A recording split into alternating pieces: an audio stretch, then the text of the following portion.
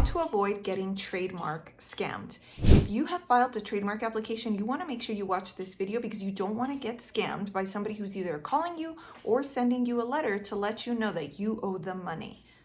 Hey everybody, my name is Marcella Dominguez. I'm a trademark lawyer. I'm here to tell you how to avoid getting scammed either on the phone or through email or through snail mail. So believe it or not, people are actually receiving communication from people that they don't know, but who pretend to be from the USPTO or from some organization that seems to be legit, but it actually is not legit. So you need to be on the lookout for letters or communications from people that say that they are from these organizations up here. Now, it's really important that you write these down, put it in a note on your phone, because I cannot tell you for sure whether you're going to receive, number one, a letter, number two, an email, number three, a phone call, number four, snail mail.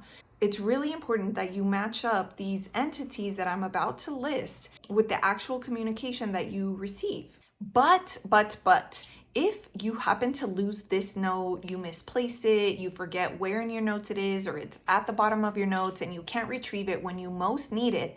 So let me just tell you right off the bat that the USPTO, the United States Patent and Trademark Office, is not going to send you anything through snail mail, but they will send you something electronically, and you will see that it says United States Patent and Trademark Office. If it is not from the United States Patent and Trademark Office, then more than likely you should ignore it. But if you have your doubts, you can always send me an email and say, hey Marcella, what's up with this letter that I received? What about this phone call?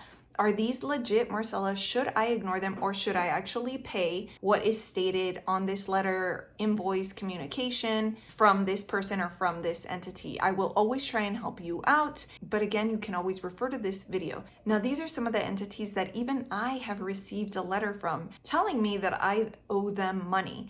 Now, of course, being a trademark lawyer, I know that the letter is a scam because the entity does not even match the entities or the single entity that I would work with. You see, there's the United States Patent and Trademark Office, there's the Trademark Trial and Appeal Board, but you don't have to worry about the Trademark Trial and Appeal Board for purposes of this video because the Trademark Trial and Appeal Board will not be sending you any correspondence with regard to your trademark application. So what about phone calls? I had a client share with me the other day that they received a phone call, and to be honest with you, and this was the first time that I had ever heard of anybody receiving a phone call telling them that they owed money to this trademark entity. Because if you've watched this video right here, I definitely talk about how it's very common to receive trademark scam letters telling you that you owe them money, and it looks like a legitimate invoice, it looks like a legitimate entity, you wouldn't know the difference.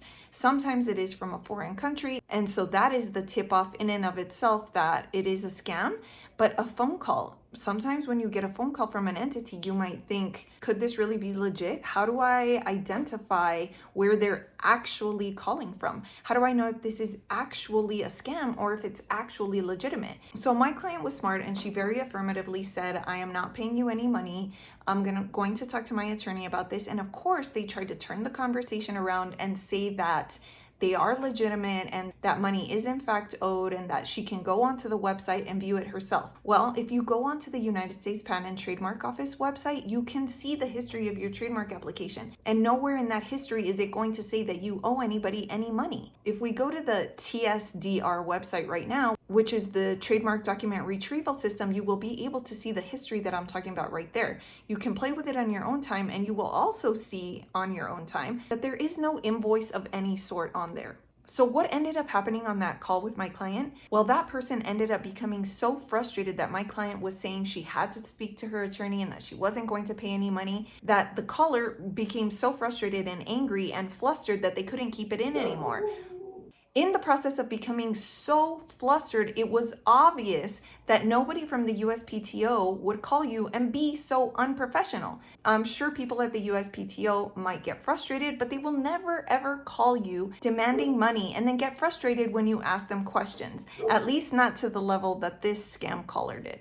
Because of AI, it is very easy for a scammer to duplicate the voice of a USPTO employee or something of the sort and get a script also using AI and call you. How does AI play a role in trademark scams? And it could sound very, very legitimate. But before you pay anybody anything, before you pull out your credit card, before you actually think you're in debt, I want you to make sure that you're at least asking questions.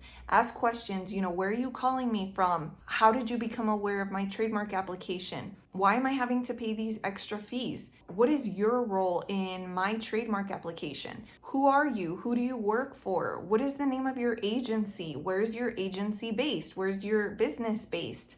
By flipping the script, you are giving yourself more of an opportunity to understand who that person is on the other line. Like I said, it's not even necessary to understand the other person because the USPTO will never actually call you. So if you know the USPTO is not going to call you, then why do you bother with asking these questions? Well, maybe just to give yourself that assurance that this other person really is in fact a scammer.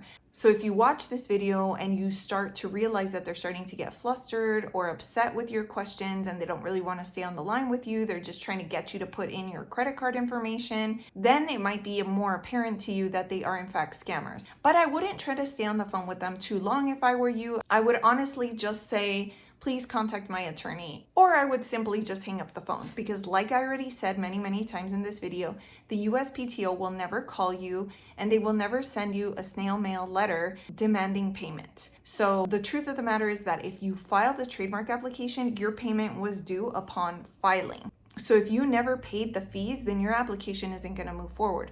If you paid the fees, then your application is going to move forward in its normal fashion and another payment won't be due if at all you filed an intent to use application. Now, if you're wondering what is an intent to use application, I'm lost and confused now. Just make sure you watch that video right there because it clarifies everything about what an intent to use application is. So the only time you will have to pay the USPTO more money is if you initially filed an intent to use application. You pay a certain sum to get the application started, and then you pay another sum to keep the application moving. So if you have an attorney, then you will better understand that process through your lawyer. But even in that situation, the USPTO won't demand money when you have to make that second filing. They won't demand it. They'll simply tell you, here is the letter, you can file this form, and that's it. So if this video was helpful, please make sure to give me a thumbs up down below and subscribe, and don't forget to watch that video right there because it's a great follow-up to this video to help you understand the intent to use application I was talking about, where you may owe money to the USPTO, but it'll help you understand at which point and what the actual form will look like that you receive to prompt you to submit payment. But again, don't ever submit payment if you're unsure. And if you are unsure, then please send me an email and I'd be more than happy to help you understand whether it's a scam or whether you do owe money to someone, but chances are you don't owe money to anyone. So catch that video right there that I created to find out more about what the letter looks like that you might receive if you get something through snail mail. But if you get a phone call, tell me in the comments below how you have been scammed either for trademark money or for some other scam where somebody was using AI.